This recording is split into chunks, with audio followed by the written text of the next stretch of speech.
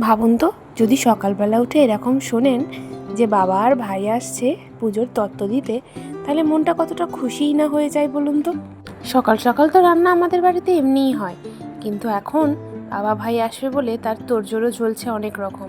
শ্বশুরমশাই বাজারে গেছেন ওই মাছ মাংসটা নিয়ে আসতে, আর এদিকে আমি রান্না চাপিয়ে দিয়েছি বাকি যে টুকটাক রান্নাগুলো হবে। আর এখানে মা আর ছেলের মধ্যে একটু গল্পগুজব চলছে, চলুন শুনে আসি একটু।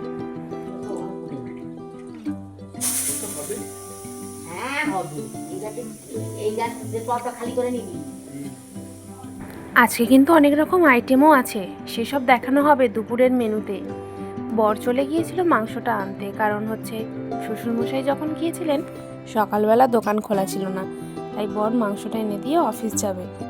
আচ্ছা, এই চিকেন দেখে ভাববেন না যেন শুধু চিকেনই হয়েছে, চিকেনের সাথে মাটনও ছিল। আসলে আমার বরের প্রেশারটা তো একটু বেড়েছে, তাই খাসির মাংস খেতে বারণ করেছে, সেই কারণেই এই মুরগি আনা। যা রোদ গরম পড়েছে, ওরা রোদে রোদে এসে একটু আলা পড়ে গেছে, তাই ওরা রেস্ট নিচ্ছে, আর আমি এদিকে পরিবেশন করতে চলে এসেছি দুপুরের লাঞ্চ। চলুন দেখে নেওয়া যাক আজকের মেনুতে কি কি আছে।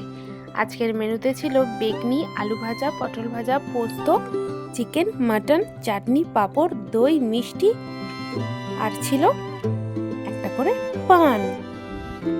আবার এসব দেখে ভাববেন না কিন্তু যে আমি এত অপরিষ্কার।